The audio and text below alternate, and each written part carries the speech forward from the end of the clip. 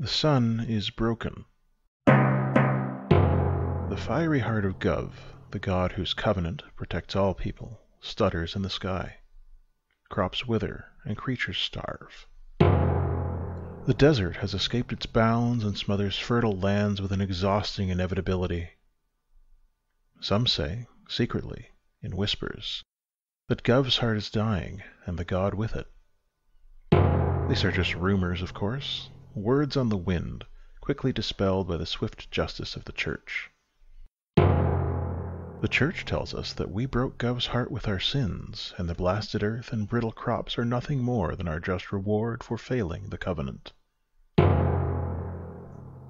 Sometimes the sun stops dead for minutes, hours, or even days. This catastrophic event, called a sunstall, can cause untold damage to the land and people caught below. Even more rarely, only twice so far in the Church's lands, something will fall out of the sun when it starts to move again. This is even worse. The impact of these so-called splinters devastates the ground, flattens buildings, and kills anyone nearby, if not from the thunderous impact, then from the poisonous gases that seep from the punctured earth. Nothing lives or grows where a splinter has touched the ground. The Church claimed the first splinter from the bones of a thriving city and learned much from their studies. Many died attempting to recover this divine gift, and many who survived the trek into its crater fell ill and rotted from the inside out in the days and years that followed.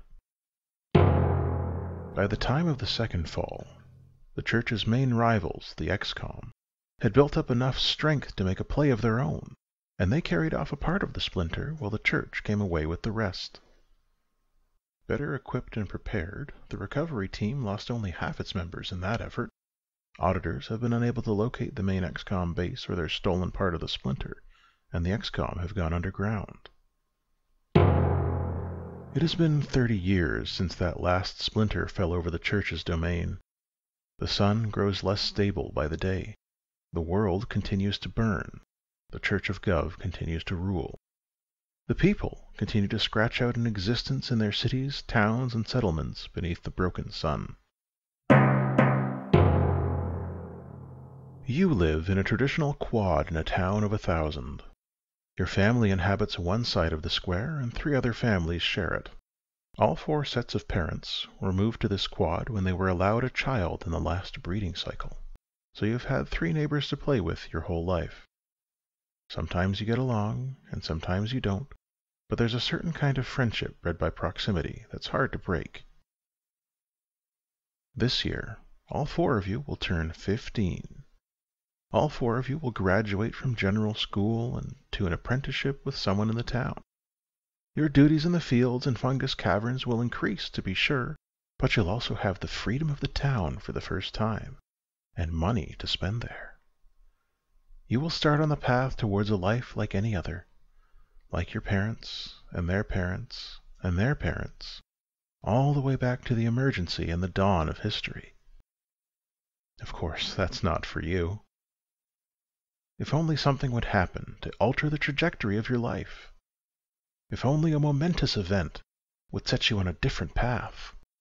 A path that, a few years from now, would lead you to embark on an adventure the likes of which no one has seen since the world began to die. Nothing like that would ever happen, though. It's just another day and another sunstall outside your town. Soon the sun will move again. Soon time will resume. Soon your normal life will continue as it always has, and surely always will. Soon. Any minute now.